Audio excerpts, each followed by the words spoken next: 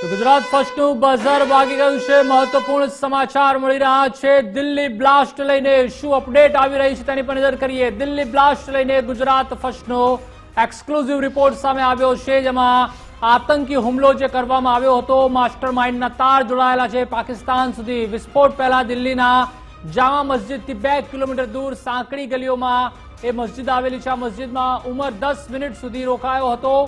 महत्वपूर्ण समाचार, डॉक्टर उमर फैज इलाही मस्जिद में कोने મળવા પહોંચ્યો હતો। જો એને નમાઝ પઢવી હોત તો તેને જામા મસ્જિદ નજીક પડતી। સ્થાનિક મુસ્લિમોએ મસ્જિદ વિશે કંઈ પણ કહેવાનો ઇનકાર કર્યો છે। દિલ્હી બ્લાસ્ટ કેસમાં અત્યાર સુધીના સૌથી મોટા સમાચાર છે, જેમાં ગુજરાત ફર્સ્ટનો એક્સક્લુઝિવ રિપોર્ટ છે તે સામે આવ્યો છે। આતંકી હુમલાના માસ્ટરમાઇન્ડ ઉમરને લઈને ખુલાસો કરવામાં આવ્યો છે।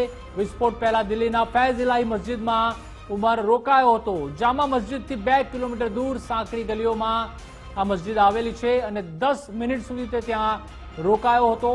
ડોક્ટર ઉમર ફૈઝ ઇલાહી મસ્જિદમાં કોને મળ્યો તે પણ સવાલ છે। नमस्कार, मैं हूं देवनाथ पांडे। इस वक्त मैं दिल्ली ब्लास्ट से जुड़ी एक बहुत बड़ी खबर लेकर आया हूं। इस वक्त मैं जामा मस्जिद के बिल्कुल 1 से 1.5 किलोमीटर के पास एक ऐसी मस्जिद के पास खड़ा हूं जिसका नाम है फैज इलाही मस्जिद, जो मेरे पीछे आप देख सकते हैं। और ये जानकारी निकलकर सामने आई है कि इस पूरे हमले का मास्टरमाइंड डॉक्टर उमर इसी फैज इलाही मस्जिद में वारदात को अंजाम देने से पहले आया था और यहाँ पर वो 10 मिनट तक रुका था।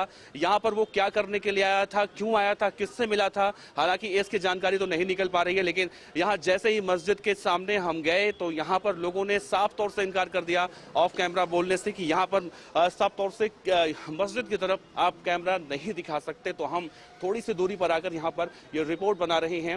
लेकिन बड़ा सवाल है कि आखिर इस पूरे हमले का मास्टरमाइंड आतंकवादी डॉक्टर उमर यहाँ पर वारदात से पहले क्यों आया था, किससे मिलने आया था और यहाँ पर 10 मिनट तक रुक के यहाँ पर वो क्या कर रहा था। क्योंकि यहाँ पर देखा जाता है अगर वो नमाज पढ़ने भी आया था तो नमाज पढ़ने के लिए सबसे बड़ी मस्जिद जो कही जाती है वो दिल्ली की जामा मस्जिद है, जो यहाँ से महज 1.5 किलोमीटर की दूरी पर है। लेकिन आप अंदाजा लगाइए कि जामा मस्जिद से यहाँ तक आने के लिए हम लोगों को आधे घंटे पैदल का सफर करके यहाँ पर आना पड़ा है। और जिन रास्तों से हम यहाँ पर आ रहे थे वहाँ पर आप यकीन मानिए पैदल चलना बहुत ज्यादा मुश्किल है, गाड़ियों का तो कोई काम नहीं है। तो जाहिर सी बात है यहाँ पर आतंकवादी डॉक्टर उमर पैदल ही आया होगा और इतनी बड़ी जोखिम उसने क्यों उठाई होगी। इस मस्जिद में आखिर उसका कौन मिलने वाला बैठा था।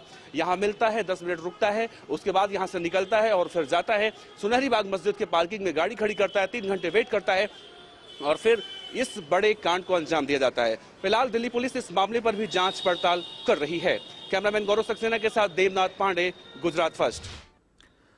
तो વધુ માહિતી માટે संवाददाता देवनाथ पांडे जोड़ाયેલા છે। देवनाथ, एक बाद एक अपडेट से वो दिल्ली ब्लास्ट को लेकर आ रही है और आप पहुंचे थे वहां मस्जिद में, वहां जो आतंकी रुका था, और क्या ज्यादा जानकारी आपको वहां जाने के बाद मिली है?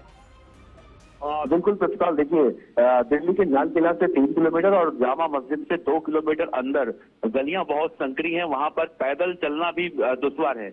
ऐसे में बड़ा सवाल ये उठ रहा है कि सबसे पहले वो आतंकी डॉक्टर उमर वहां पर गाड़ी खड़ी करता है और उसके बाद पैदल वहां जाता है। और जो जानकारी मिली है सूत्रों के हवाले से, उसमें ये कहा गया है कि डॉक्टर उमर वहां पर मस्जिद में जाके 10 मिनट तक रुकता है और वहां से निकलकर फिर वापस पार्किंग में आया और पार्किंग में आने के बाद 6:48 पर जब वहां से निकला तो उसके बाद उसने इतनी बड़ी घटना को अंजाम दिया।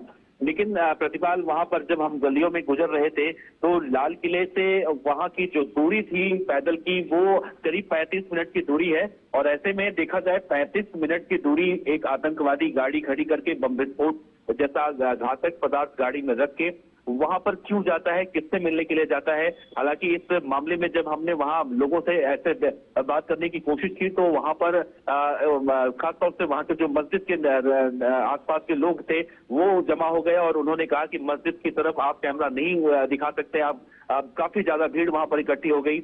लेकिन इन सबसे कहीं ना कहीं एक प्रतीत होता है दिल्ली पुलिस इस पूरे मामले की जांच पड़ताल कर रही है और कहीं ना कहीं इसके तार भी यहाँ से जुड़ते हुए दिखाई दे रहे हैं। इस बात से इनकार बिल्कुल नहीं किया जा सकता कि यहाँ पर वो किसी से मिलने आया था, क्योंकि अगर वो नमाज पढ़ने के लिए आता तो जामा मस्जिद जो हिंदुस्तान का सबसे बड़ा मस्जिद कहा जाता है खासतौर से मुस्लिम समाज के लोगों का, वो वहां से करीब 700 से 800 मीटर की दूरी पर था। ऐसे में सबसे बड़ा सवाल है कि आखिर वो फैज इलाही मस्जिद में क्यों जाता है, किससे मिलने के लिए जाता है। दिल्ली पुलिस इस मामले की जांच कर रही है और बहुत जल्दी इस मामले से भी खुलासा हो सकता है। जी जी, शुक्रिया देवनाथ जुड़ने के लिए।